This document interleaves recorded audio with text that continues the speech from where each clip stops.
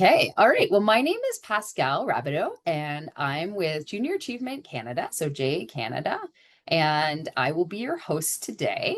So, um, we're going to get started here. And have you ever heard about JA Canada? So, we're a nonprofit organization, and we help students like you learn about money, work, and business. And the JA network is actually all across the country. So, we have 14 amazing teams across Canada. And last year, we delivered over 445,000 student learning experiences across the entire country. So, again, we work with career readiness, financial literacy, and entrepreneurship. So, thanks so much for joining us. And we're excited to help you along your journey as you explore options for your future.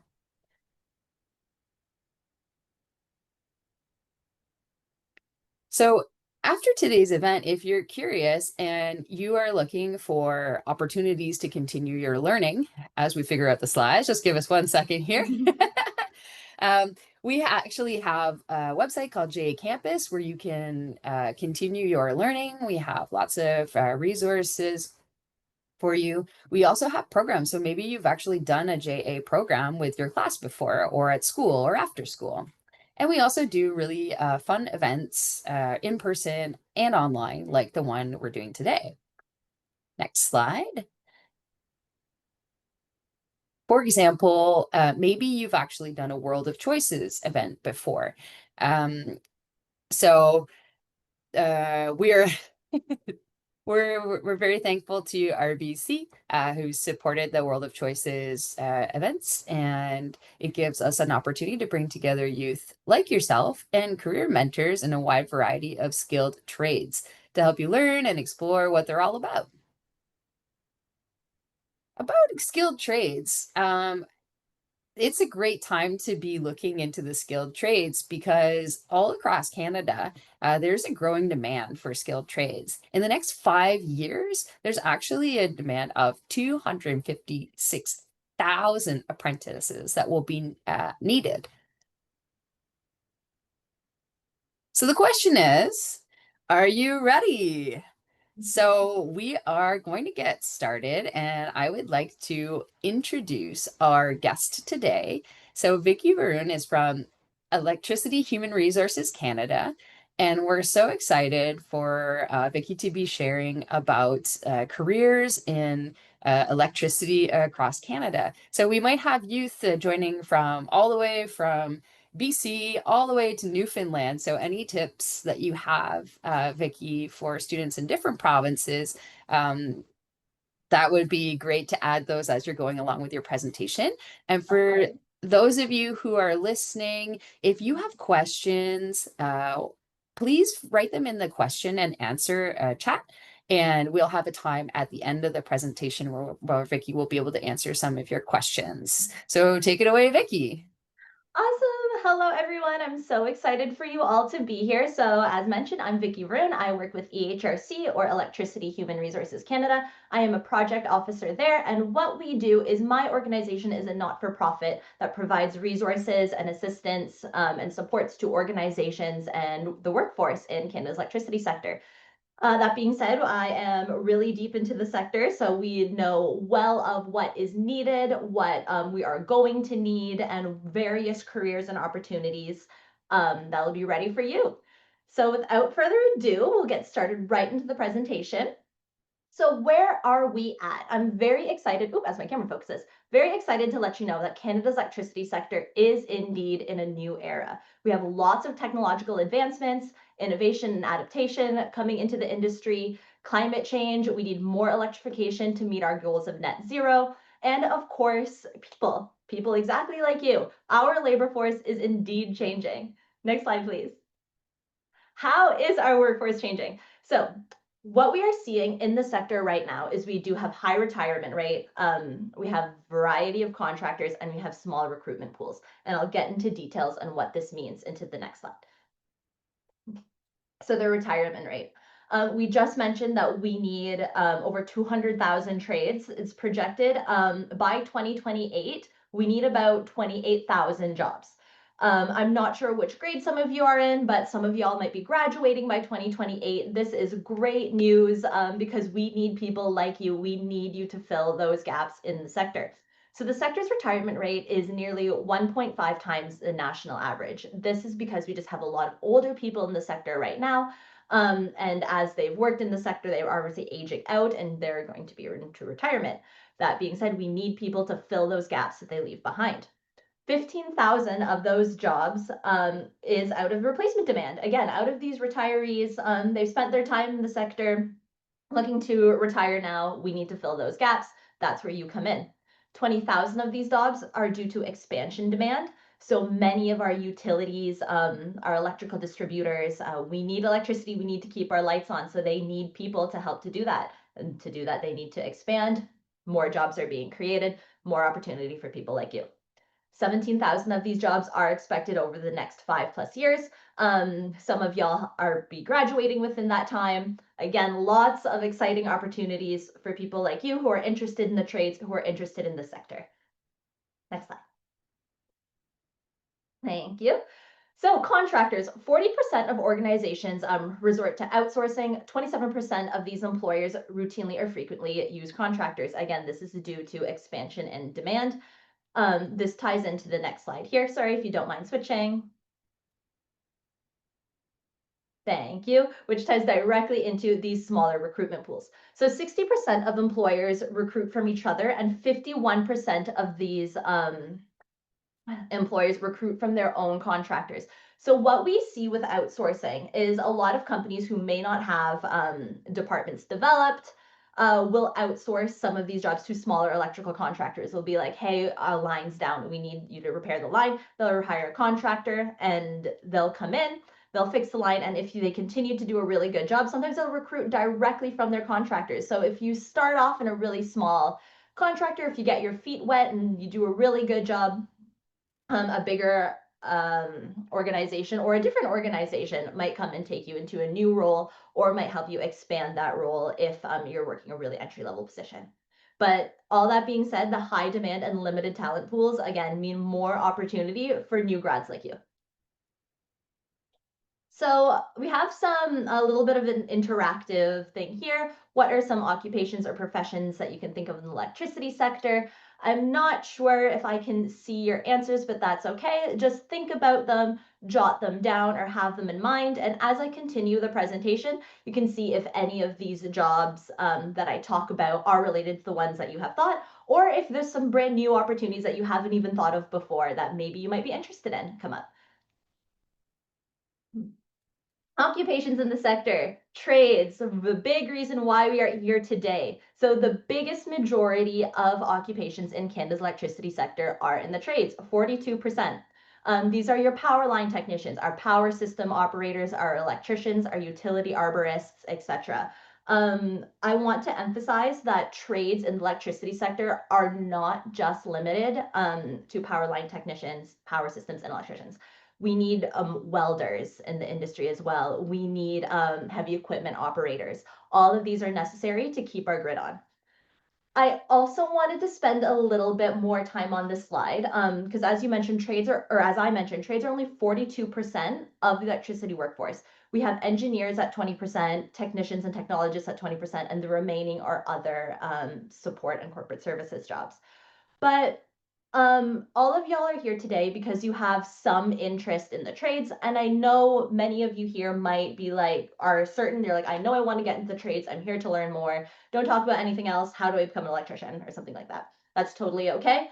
Some people in here might just have an interest. Maybe this is it for me, but I'm not really sure. With this, I just want to say that if you think you might have an interest, especially in the trades in particular, to go ahead and give it a shot. I don't want to leave this presentation with people being like, there are strict pathways into each job occupation, because there really isn't.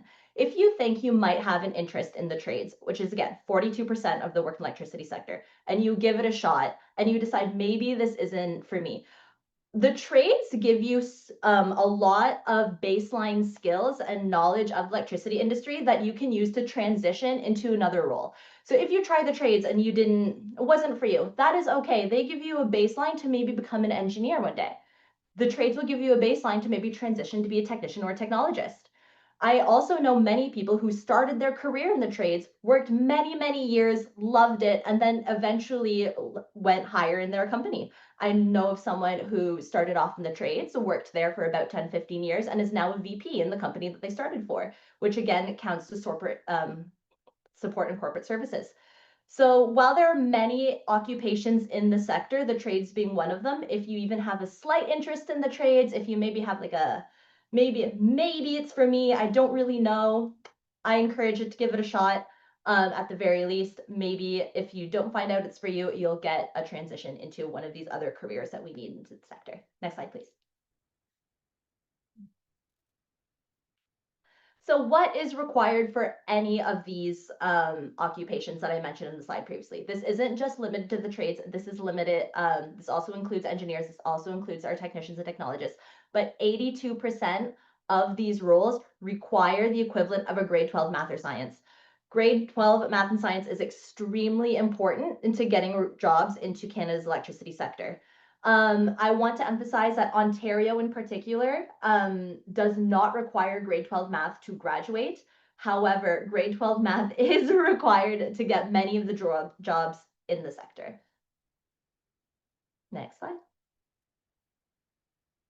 Thank you. So what are some benefits to working in Canada's electricity sector? The sector is highly unionized, which is a great benefit for you. Unionized jobs mean better wages with guaranteed raises. My data here is slightly backdated, so I believe these numbers are a little bit higher now, but as an example, on average, a first-year apprentice just starting out, you can make up to $27.86 an hour. Again, that is with annual raises each year you complete your apprenticeship. All that leading up to a first-year journey person, red seal, up to $66.94 per hour. And again, this is just the average. There is a high likelihood that once you receive all of your certifications, you can end up making more than this. Other benefits include pension and health contributions, dental insurance, vision care, all of that, good job security. If you are a part of a union hall, for example, and let's say the contractor you're with will lay you off, you're still a part of that union hall, and that union hall will work to get you employed again. So there is good job security within the sector. There's good work-life balance in the sector as well, and a huge emphasis on a culture of safety. So safety comes first always in the electricity sector. Because we want to keep our workers safe, we want to keep everyone healthy, we want to make sure the grid turns on and no one gets hurt. There's also large opportunities to travel and work with new technologies. If you're ever in the area and you kind of feel stuck there, you're like, God, I wish I could travel. God, I wish I could see more than just my town. The trades is a great opportunity for you to kind of broaden your horizons. Some examples of the trades include our power line technicians. We all know who these people are. They are the ones that install, maintain, inspect, and repair electrical distribution systems and transmission systems. So those are your power line, your power cable technicians, people that repair those. We have utility arborists. How many people knew of utility arborists? I sure didn't when I started this role. But they keep the lines clear. They clear the vegetation that gets too close to the equipment, and they also clean up after storms as well. So if a tree comes down, wrecks the power line, utility arborists come and they help to clean that up. We have our power systems operators. They manage the electricity flow in and out. We have our industrial electricians, our construction electricians. These you're well aware of. They plan, assemble, install, and repair and maintain the electrical equipment. Our millwrights, these are the ones that keep our machinery running smoothly, and our welders, they join in our sever metals. And here is an example, just a short little career profile of a utility arborist. Hi, I'm Lacey Elliott. I'm a supervisor here at Hydro One. I supervise 18 journeymen to go out and trim trees every day, and they trim the trees or remove the trees to keep the power on. The work that we're doing is very important. It keeps your lights on, keeps the power, but much more than that, it keeps hospitals up and running. It's not just what keeps your iPad plugged in. Every day you're doing something new. You work with the community. As you drive by and you put people's power back on, you see them in their windows waving and cheering, and giving back to the community is the ultimate goal at the end of the day. To get where I am today, you would need to go to college, and math is very important. If you like working outside and you like working with your hands and on different equipment every day, this job is for you.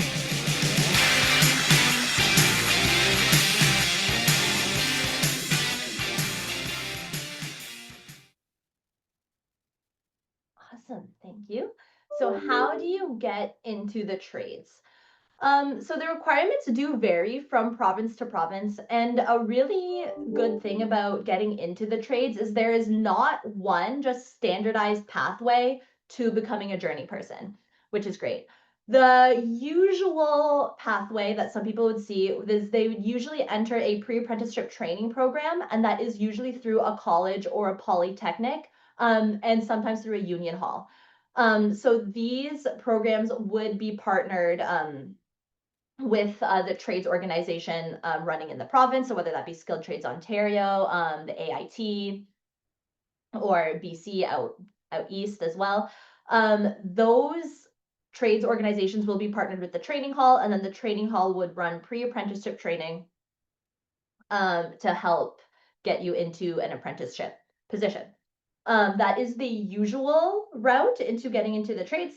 There are other routes as well. Starting an apprenticeship can even become, if you know someone that is a journey person and they're like, hey, I kind of am interested in what you're doing, they can take you on as apprentice. It can be as easy as that. It typically also is not as easy as that. You do need some pre-apprenticeship training. You do need your grade 12 math and science to get into a certified program. But that is not the only pathway as well. This is just typically the most common pathway. You also need to be aware that we have students here from coast to coast to coast. Training programs do vary through province, as I mentioned, and as of now, an issue in the trades in general is it's kind of hard to transition training from one province to another because it's not standardized. So if you do think that maybe you might be going to a different province to pursue some training, or maybe you want to go to a different province to pursue school, always kind of ensure that you know what can be transferable between provinces should you start an apprenticeship in a different one. There has been a lot of work done to kind of standardize this process. I know Alberta has partnerships out east, and I know out west with BC has partnerships with Ontario, for example, to make that transition smoother. Yeah, just a question on that. That's a really great point, especially for those who might be thinking long term about where they want to live. Um, are there a lot of red seal like trades within the electricity sector? And could you share about how maybe getting the red seal certification would help with that kind of travel across Canada or relocation? Of course. So the red seal is kind of recognized coast to coast, of course. So once you obtain your red seal, you don't need to obtain it again. You do need to renew it, and that renewal process does look different, whether it's just a written exam every 5 years, um, or if it's something different than that. I'm not fully sure what the renewal process is. Across provinces, but I know once you get your red seal, that is recognized nationwide. So it's just the process of finishing your apprenticeship, getting those hours to get your to eventually get that certification once you write the, I believe it's called the QAC or the QEC. There is that.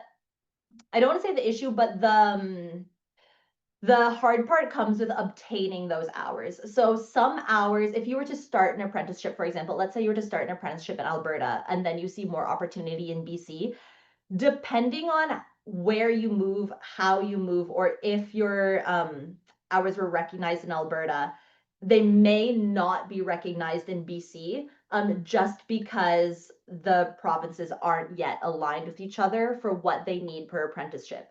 That is changing, and many of y'all are still in high school. So hopefully by the time you graduate, it'll be changed even more. But I do want to emphasize there is work being done across the provinces to standardize apprenticeship training. So for example, if you start out west, I believe Alberta and BC have partnerships with Atlantic Canada. So you're to move out west and decide, nope, I want to go out east, those hours can be recognized. Ontario has the same. I believe Ontario has a partnership with Alberta. If you were to start in Ontario, it'd be like, there's more opportunity for me out west. Those hours can be recognized. It's not perfect, but there is lots of work being done.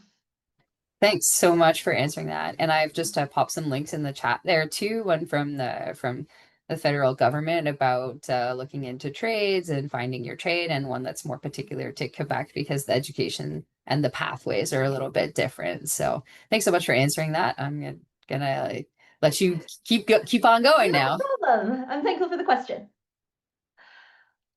All right. And now I'll go through some other occupations in the sector. Again, trades is the biggest, 42% is the biggest chunk of occupations in the electricity sector, but some of y'all might try, and again, the trades might not be for all of you, and that is definitely okay, because as I mentioned before, getting into the trades, or at least starting, gives you such a good baseline in the sector that you can use those skills and transfer them into many other of these occupations. For example, if you're looking to engineering. So engineering, these people work less so with their hands. They more conduct research on electrical generation, distribution networks, machinery, and components. So they are more the people that they see grid plans and they decide the feasibility, design, and operation and performance of these plans, of these projects. They would prepare estimates and design specs of electrical systems and equipment. They design of electrical systems and equipment. They supervise and inspect installation, modification, and testing, and they would also supervise the technicians. They develop maintenance and operation standards, investigate electrical failures, and they prepare maintenance documents and tenders. So very, not so much hands-on work. It is more of the preparation and planning side of grid maintenance. But again, that might be for some of you. Thank you. How would you become an engineer? So engineers do require university degrees. Electrical engineers are systems that are utilized to power and produce electricity, or mechanical engineers develop machinery. Civil engineers design large projects. Mechatronic engineers are in smart technologies, and aviation and aerospace, they do our wind turbines. Now, university degrees might sound scary for some of you. That is totally okay. There are lots of college programs that go towards electrical engineering, many other engineering as well in college foundations. But I also want to emphasize the variety of different pathways you can take to these sectors. Because as I mentioned before, if you start off in the trades, if you start off with college, and then if you decide, maybe this isn't for me, maybe I did want to try university, though the time that you spent in college in the trades is not wasted at all. And many of those courses or experience that you got can be transferable to university degrees. Many universities have partnerships with colleges and polytechnics that if you completed a whole degree at a college or a polytechnic, or if you completed a year or two, those can be transferred into a university, so you don't have to start at square one. Usually you may only have to do 1 or 2 years of university education to complete a degree if you want to transition from a college or a polytechnic. And here we have a quick little career profile of a vice president of engineering.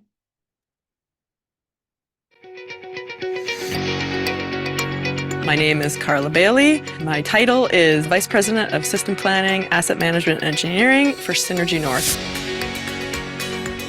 I'm an engineer. I do a lot of management.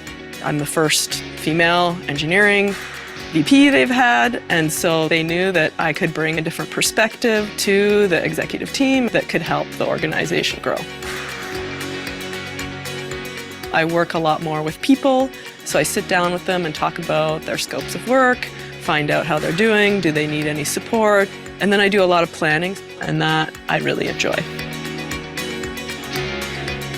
We're on the cusp of all these really cool, innovative technologies like renewable energy. How is our distribution system?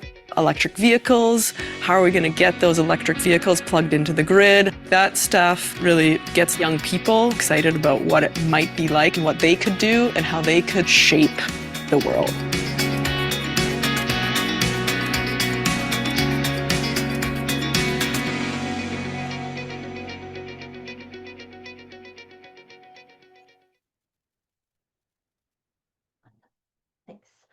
And next we have our technicians and technologists. So our technicians and technologists are a really unique, is a really unique occupation because they fit in between our tradespeople and our engineers. So they're still very hands-on, and they work with more like EV charging management, wind turbine maintenance. They work with more electrical equipment and distribution equipment more directly. So they make sure everything is operating on the grid. So they say grid management and they make sure that everything is working. As I mentioned, they fill in the gap between tradespeople and engineers. So if you start in the trades and you're like, I kind of like it, but maybe not for me, transitioning to be a technician or a technologist is really easy from there. Um, Again, they look at EV charging. So EVs are big, up and coming. So EV charging stations are being inputted all over across the nation. We have wind turbine maintenance. We have big wind farms coming up, as well as our solar farms and our solar PV technicians as well. If something breaks, they are the people that we trust to get it fixed. So how would you become a technician or a technologist? These programs, again, are usually done through colleges or polytechnics, so they do not require university degrees.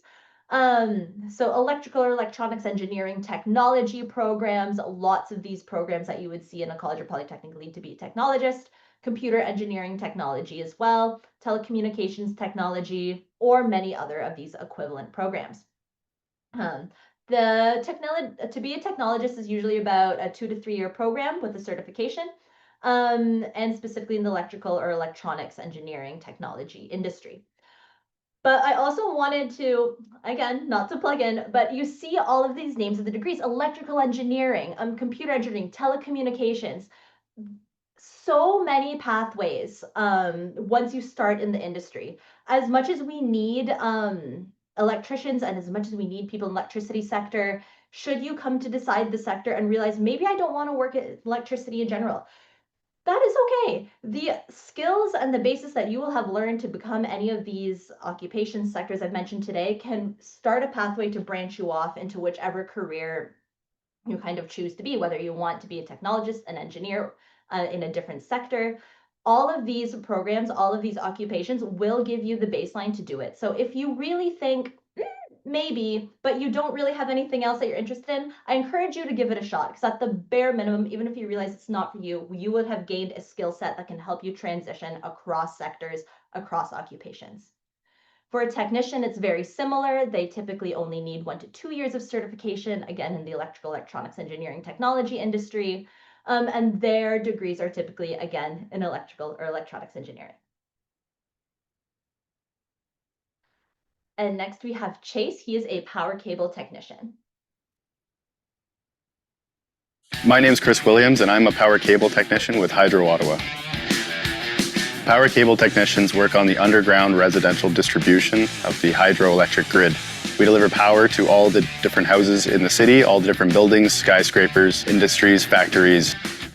In the past 3 years, we've had multiple major storms here in Ottawa, and they've completely destroyed our electrical grid. As a team, we were able to get together, work together, problem solve, and figure out where the problems were, how to fix them, and how we could get the neighborhoods and communities back online. When I was younger, I used to take things apart all the time. I would drive tractors on our family farm. I loved the big machines. I loved getting into the work, and I loved getting my hands dirty and being outside. If you're someone who loves to be outside and loves to be working with your hands, working with machines, and doing technical things, this is the perfect job for you. One of the things I'm most proud about working for Hydro Ottawa is that I get to go home with a sense of satisfaction that everybody's got their lights on, everybody's TVs are running, and they're happy and warm in their homes.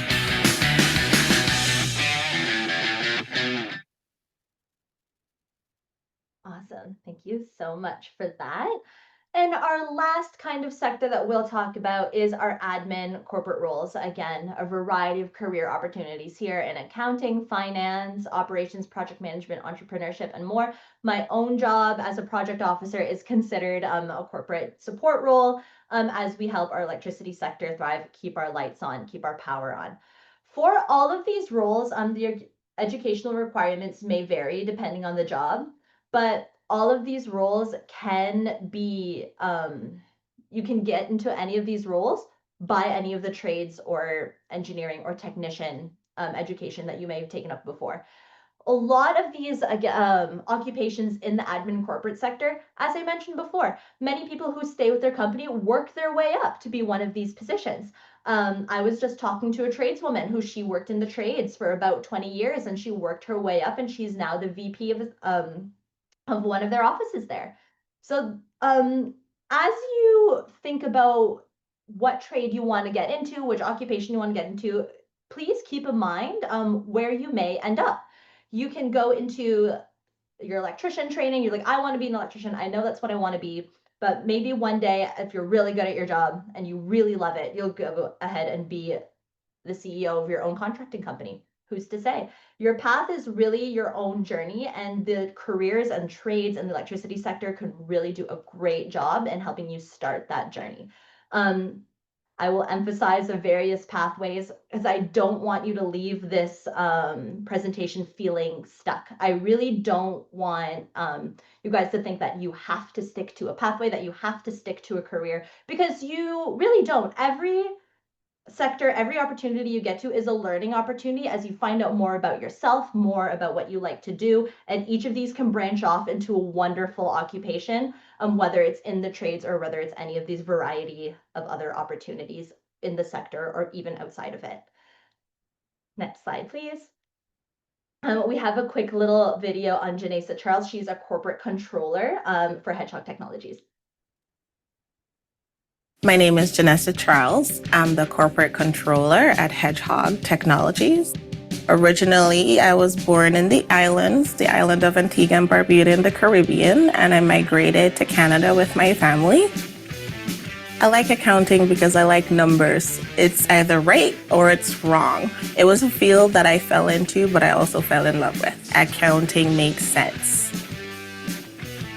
We work on projects that actually help communities. We've been working on solar panel systems to help with energy, and that is supposed to help climate change that impacts places where I come from. That's why I love it.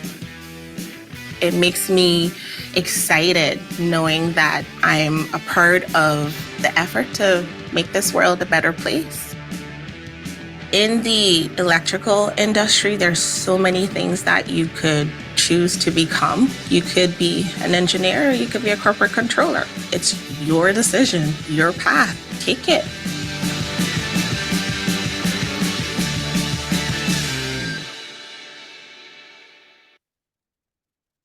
Awesome. So what is new to the industry is always something that I love to talk about because this is what's up and coming. This is what is coming for when you guys graduate. So super tech, solar and wind. We have our solar photovoltaic installers. This is our solar PV installers. This was not a properly defined role in Canada until recently. Turbine and trade technicians. So solar energy first came on board, we needed people to kind of install our solar panels. We needed people to turn solar on, and we didn't have a role for that. Now we do. And to only think about what other roles may come about by the time you graduate high school or by the time you even finish your post-secondary. There are so many things up and coming in the industry. We have dual ticket trades. You don't have to stick to just one trade. You can get certifications in many of them. We have electricians who are also welders, lots of multiple or multidisciplined engineers, cybersecurity specialists, energy storage technicians. These are our batteries. These are our EVs, lithium ion, hydrogen, cadmium, nickel. That being said, we also need miners. We need people who need to mine these precious metals and get them into our energy industry and our energy occupations. We have EV charging station installers. This has been a new role in our last 5 years. Again, with the explosion of EVs, where are we going to charge them? People need to come up and set them up coast to coast to coast. And of course, we have our smart grid specialists. These people automate and manage our grid, and they prevent the power from going out. And when it does, they make sure that it turns on fast. Do you have any questions for me? Very good. I just wanted to, as we're getting towards the end of the session here, just invite our participants, anyone watching, if you have any questions for Vicky, just feel free to write them in the Q&A so that we'll have them ready to go. Awesome. And just my last slide here, as questions start to come in, I really wanted to emphasize again that math and science is important. Grade 12 math and science is extremely important for any of these streams that I have brought forward to you today. There are great benefits to working in our sector and lots and lots and lots of opportunities right now and up and coming, especially when you guys are starting to enter the workforce. So question, is a line technician what Hydro One does? Yes, but I also want to emphasize that a line technician is not the only thing that Hydro One does. So Hydro One is a massive, massive corporation, and they, in order to be that big, they have so many workers. So yes, they do have line technicians. Those are the ones that work on the power lines, especially if they are damaged or down. But they also have electricians. They also have technicians, technologists. They also have engineers. So to answer your question, yes, Hydro One does line technicians, but no, it is not the only thing that Hydro One does. Fantastic. Thank you so much. I hope that answered your question. Um, I know you've mentioned a couple times that math and science are important subjects to continue studying in grade 12. Do you have any advice maybe for students who, maybe that's not their favorite subject, but they realize it's important? Do you have any like advice for them, or like what resources, or how might they, stay motivated to continue with those subjects? Mm-hmm. Yeah, so I will say in the electricity and sector, while math and science is important and it is very often required, there is a variety of math courses that you can take in high school and science courses that you can take in high school to meet that credit. So while math and science is a requirement, I believe for many of these jobs I spoke about today, there is no specific math or no specific science that is required. So if you hate biology and you don't want to do biology, maybe give chemistry a shot. Maybe that might be better for you. If you hate calculus like I did, maybe try algebra. So unfortunately, it is a requirement, but I know a variety of people come from different size schools, different resources, but most often than not, there is options that you can take to fulfill that requirement. That's great. And I would encourage anyone who's, asking themselves questions about what courses to take, like Vicky said, do a little bit of research. And if you're interested in pursuing one type of profession, talk to your guidance counselor or some of your teachers and figure out what kind of option would work best for you. Also, I guess a personal story, my younger brother, when he was finishing high school, he hadn't considered he eventually decided to consider engineering, and he actually went back and took an additional course in math so he could then apply to a program for it. So just because you haven't done it yet doesn't mean you won't have that opportunity. And sometimes, like Vicky was saying, it's when you're exploring the possibilities and you're trying things that you're going to discover what you like or what you don't like. And that's going to open up new possibilities and roads for you. So great to keep all your options open, and great to think about who at school, who in my community, who in my family might help me, might I talk to. Yeah, so I'm just going to see here we have, um, okay, another question about math. Here we go. Well, I'm not sure if we're going to be, let's see here. Calculus is required or only math 31 is okay, same in terms of science or specific stream, any AP program or just a regular stream. Okay, I'm not sure what province this person is asking about, but That's okay.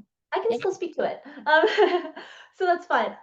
Again, as I mentioned before, for a lot of the occupations that I mentioned, especially in the trades, there isn't really a specific math or science that you need. You just need the credit, especially in grade 12. So, like I said, I'm not necessarily sure what Math 301 is, but if that counts as a 12th grade credit, sure, you can take it. AP courses are fine. I believe those are just not the academic courses, if I remember. Yeah, for the trades, absolutely okay. Yes, get your grade 12 math in any way that you can. For engineering, for anyone really looking to get engineers, those do start to get specialized. So you would need specific maths or specific science. But one thing that I kind of wanted to leave students with is that there really isn't a timeline for your career. And I kind of hate the idea of people being like, if you don't get employed by 24, you're a failure. You really aren't. You have so much life to live and so much exploration to do and so many opportunities that trying things is encouraged. Just giving it a shot out there is encouraged. If you are like, yes, I want to go into the trades, and you do all your AP courses, you get into the trades and you're like, actually, I hate this. I want to be an engineer. You can go back and get the courses. That is a totally okay thing to do. And there are so many supports that will help you to do that. Like if you wanted to, let's say you did want to go back in engineering, but you didn't have academic courses, you don't necessarily have to go back to high school. There are other pathways that will help you get those certifications to get those jobs. So I really don't want to leave students with the feeling that they're stuck, that they're locked in, that they have to choose a career for life, because you don't. You are choosing something to explore your talents. You are exploring yourself, exploring what you want to do, and there is no deadline for students to do that. Absolutely. That's such a great piece of advice. And thank you to our participant from Alberta who asked that question. I know even in my own career path, I've changed professions like 4 times already, and I don't know what's next for me. So Exactly. it's a lifelong process. It's a So lifelong process, and the journey is not linear. I don't want anyone in yes. here to think the journey is linear. You just take steps, steps, steps, steps, and you just get there. You don't.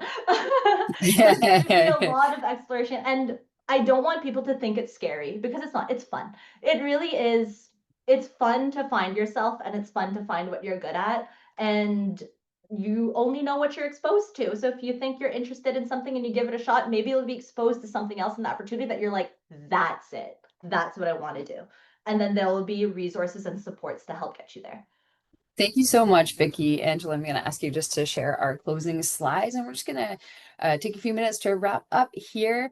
Um, Thank you so much, Vicky. That was super interesting and really great to see the diversity and all the different opportunities and pathways in Canada's electricity sector. And so for those of you who have joined us today, thank you so much for your attention, for participating, for the questions. And we want to leave you with a few last ideas, a few thoughts. So believe in yourself and invest in yourself. Be kind to yourself. That's very important. Sometimes we're very hard on ourselves, like Vicky was saying. But you've got this. So trust the process. And success can mean different things to everyone. So take the time to figure out, what does success mean to you, and how can you keep working towards it.